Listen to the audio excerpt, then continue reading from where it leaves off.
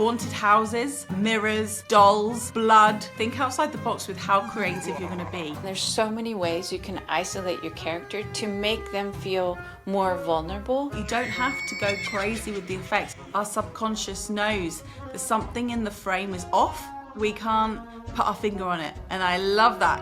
One of the greatest tools for horror is using silence.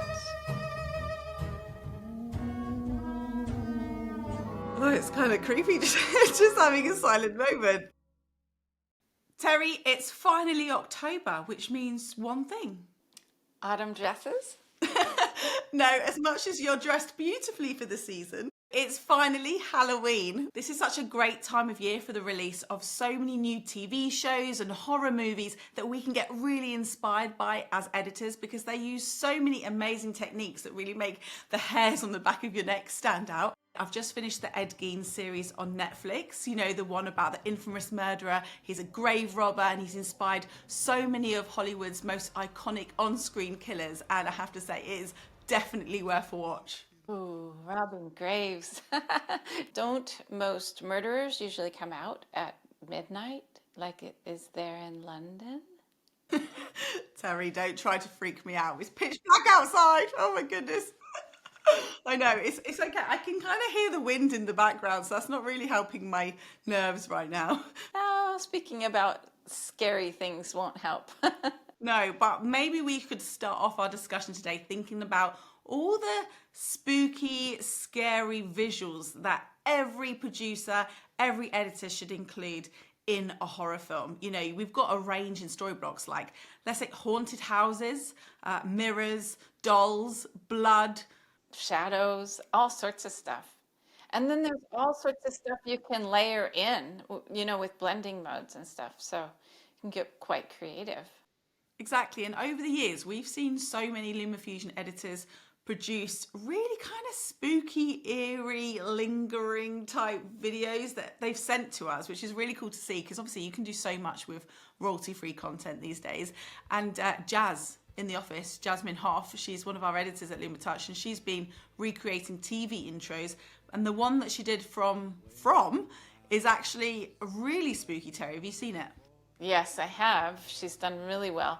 I like that she used color correction and color grading to make what she shot around the neighborhood as normal scenes turn into really spooky scenes to match the scenes from that open. When we are producing content that is designed to scare or meant to kind of horrify our audience, is to think outside the box with how creative you're going to be. You know, creating content that's really going to resonate with them. Sorry, Terri, sorry to interrupt. I just heard someone at the door. Do you mind if I just go get it? We can just pick. We can edit it out. It's okay. Okay, so show you 2 secs. Sorry, that's so weird. Nobody was there. Sorry to interrupt the flow. Yeah. Maybe it's just the wind. Okay, right, I'm back in the room. Let's keep going. Okay, yeah, let's do it. Wait, Terri, did you get changed? No. Yeah, you were wearing that autumn dress with the leaves on it. No, I wasn't. So I've been wearing this all day, so. Right. Oh, okay, sorry. Maybe it's just late, I don't know. I'm getting delirious. I'm sure that's it. Let's keep going. Where were we? So we were thinking about using Storyblocks content and all of the kind of really creeping our audiences out through what they see on screen. Right. And also, I think it's important to isolate your characters. And there's so many ways you can isolate your character to make them feel more vulnerable. So the story has to do that part. And one way to do it is by isolating someone, like kind of like you are out there in the middle of nowhere. I know there's nobody that lives around you for miles, and it's dark, it's late, so you're isolated there. But that's a physical way of isolating someone, but you can also isolate them psychologically. Like you could gaslight someone, for instance, like just lie to their face. And that will isolate your character by making them feel like they can't connect with reality. One film I watched recently was called Substance, and that was kind of interesting because she isolated herself. The main character isolates herself by her own feelings about getting older as a woman and not wanting to give up her youth, feeling that she wasn't useful anymore, and just how she attempts to deal with that and the consequences for that are just so. I mean, we can all relate to that regardless of our age, that there's just such a big fear of getting older and losing relevance, especially in today's world with all the social media and stuff. So that film I highly recommend. Yeah, and when you can relate to the characters so well, like in every horror film I've watched, there's always a character. Usually it's the one that's getting attacked or the one where the horror's happening, because us as the audience, we can relate to them in some way. Maybe they're out late at night, or maybe they are communicating with someone in a style that we're familiar with in the real world, or maybe they're in a situation where we've been placed in. I think as audiences, that really helps to put us on the edge of our seat, because we think, what would we do in that scenario? How would this storyline affect us? So when editors are working with this material, they've got to keep that in mind. The anticipation is something that is at the front line and center of so many of these films. I mean, you need to be careful that your main character in your story is actually a little bit better than average, because if they're at all stupid or they do stupid things, the viewer just doesn't care if they get killed. They're like, yeah, they deserved it, because it's just a movie. But I think making the character a little bit intelligent, or in a situation that you would do the same thing. So maybe when they're headed down those dark stairs into the scary basement, the reason that they're headed down there is because there's something more important than fear that they need to do. So we have to give them this really higher purpose or higher intelligence, something that the audience can say, oh yeah, I would do that. I would be that person, because they have to. That makes it relevant. Yeah, there was a film recently with Hugh Grant. He was starring as the lead role, and I think it's one of his first horror movies. Obviously, we know him from Bridget Jones, and he's always the fun bachelor and a young, handsome guy. But he actually played the lead role of Heretic, where these two young girls were they were missionaries, and they came to his house, and their faith, their religion, was basically drawing them more and more into his house. And obviously, as a viewer, you're saying, don't go into the basement, don't go into his house. And it is so creepy, because they're almost being led by their mission, but actually as a viewer you're seeing these things completely objectively, because he's just lit a blueberry candle, which is saying is blueberry pie being made by his wife downstairs. So it's like it's really creepy. Like Heretic is one of those where you actually know exactly what's going on. I mean, you get glimpses of this guy's character, but from the offset you know that he's a wrong one.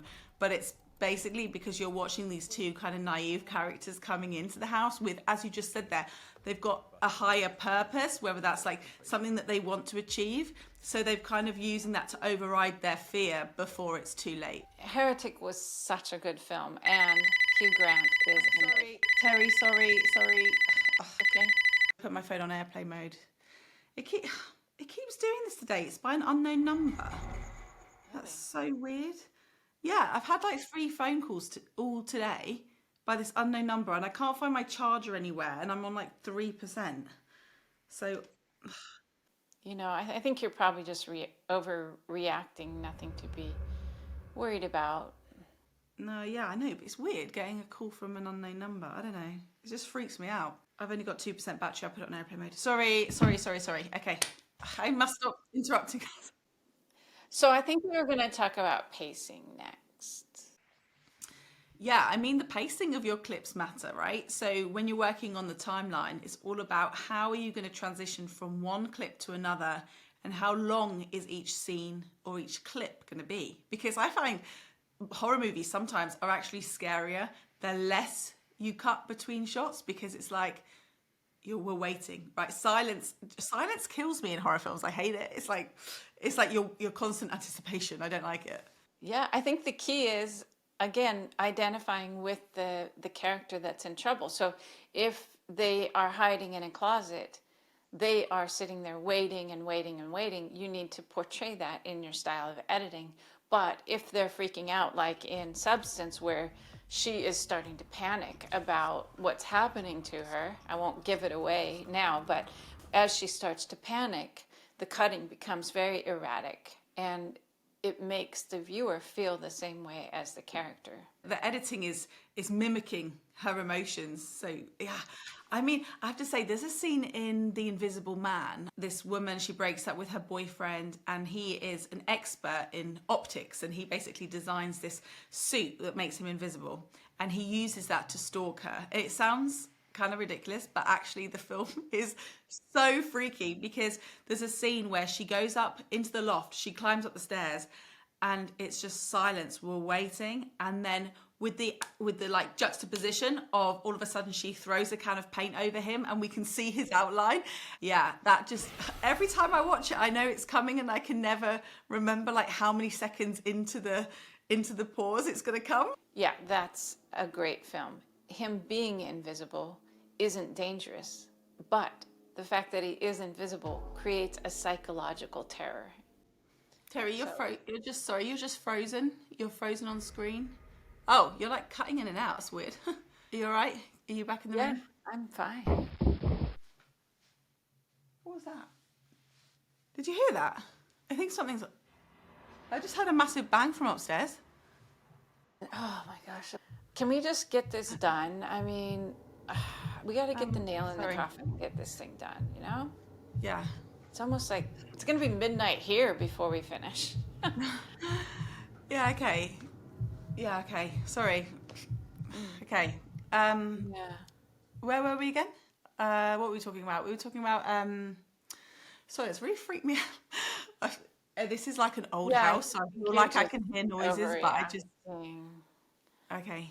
Yeah. Yeah. Okay. Yeah. Okay. I mean, there's no one around for miles, right? So, Yeah. Okay.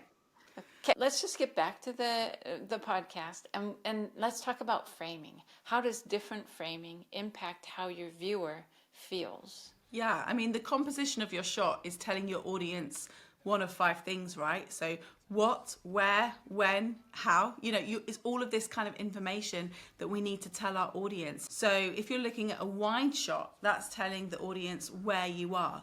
If you go to more of a medium shot, you're mainly focusing on a character, your protagonist in the story. And a lot of the time within horror films, we're also thinking about close-ups, right? So close-ups, if I just come close to the camera here, you can see like I'm actually taking up more of the frame. So what does that mean for the audience? They're able to see less than that's around them. Yeah, I can't tell if there's someone creeping up behind you, for instance, right now, because you're taking up so much of the frame. But like, remember in Severance when the characters, Wait, yeah, can I just go upstairs? I really feel like I'm freaked out. I just need to go and see. I swear I can hear. I felt like I could hear someone earlier, and I don't know. I'm getting a real weird sense of I don't know, that someone's just like around. how about it's probably just a squirrel. So why don't you go upstairs and check it out? And I mean, do you want me to call the police? Because I know your phone's out of batteries, or Yeah. Oh my God, it's dead. It's dead. Yeah. well, do you have the charger? I don't have. I know I don't have a I don't have a charger. Um. Yeah, I don't know what to do. So, This is weird. I lived in London. I can call the police. I know how to contact the police. And you go on upstairs and just check. It's probably a squirrel or something up there. Yeah. But And you just stay on the call, obviously, because then I I'll can. stay on, and then I'll have them come to your. I have your address, so Okay. I will just call them right now while you go Okay. check. Oh, Sorry, okay. I'm It's like okay. messing this episode. Okay, No, great. no, you have to check.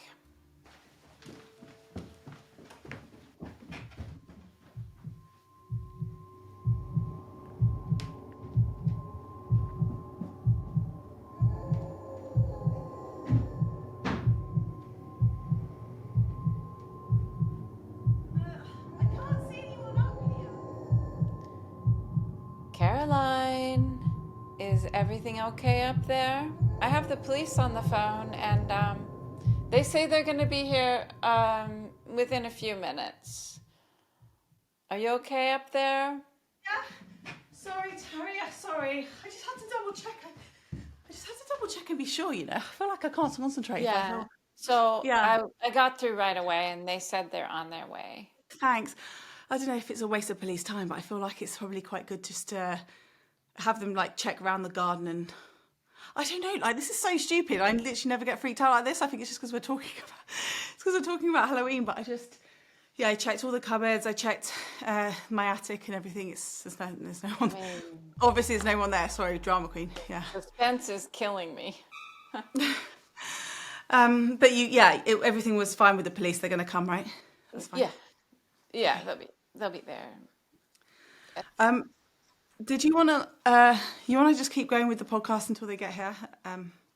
Yeah, why Maybe not? I mean, we we just have to keep finish going. it, so just Sorry, finish I it. feel like I'm annoying. Okay. No, not at all. Color and effects. Let's talk through color and effects, especially in horror films. Like you see, usually films are color graded to kind of drain the life out of a scene, right? So a lot of them are kind of have a blue tint moving. Blue or green. The colder colors, yeah. Colder colors do work well to provide a sense of gloom and doom. And it's amazing how subtle you can be with this kind of stuff as well. You don't have to go crazy with the effects. It's almost like our subconscious knows there's something in the frame is off, but we can't put our finger on it. And I love that because it's almost like you're kind of uneasy as an audience member. You're watching it like, oh, I feel a bit like, that kind of feeling in the stomach where something's just not right. You could put maybe some blur into the darker areas, so you don't even notice it's a blur, but it makes it hard to see into the dark areas. That's another technique that people use. You can put also a lens distortion on your clip to make the character feel a little bit more out of sorts. So a little bit of a bulge will make it feel like everything's just not quite right because the lens isn't quite right. One of the things that really makes a horror film is the audio. And I feel like it's only right that we speak, on how music is used to create those feelings and change the complete feel and look of a horror film. I mean, there's so many ways to just put just a set. I mean, even like a hum, like a 60 hertz hum in a scene, whenever you cut to a certain scene, can give it an uneasiness. Or you could put a very low rumbling. You can use full-on music, of course, but all sorts of sound effects, footsteps, creaks, bumps, laughter. Jasmine put laughter in her film, and she didn't find what she wanted, so she went in the echoey hallway of our office and recorded her own laughter and then reversed it and played it back.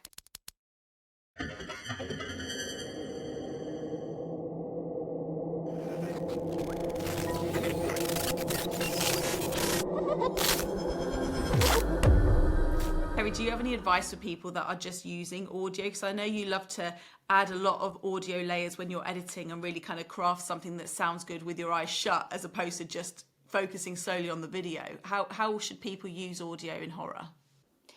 I think one of the greatest tools for horror is just silence, using silence. Oh, it's kind of creepy just having a silent moment. Oh, Terri, actually, I think they're here. The police are here. Okay, I'll just stay on the line. Yeah, we've finished everything in the podcast though, right? We've covered everything. So we'll just close it up. Stay on the line so that, just stay. Okay. I need you to... I will.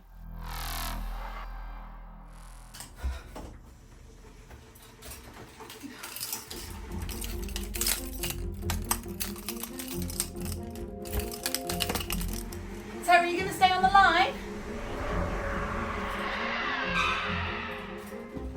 It's okay, Caroline. This is the end.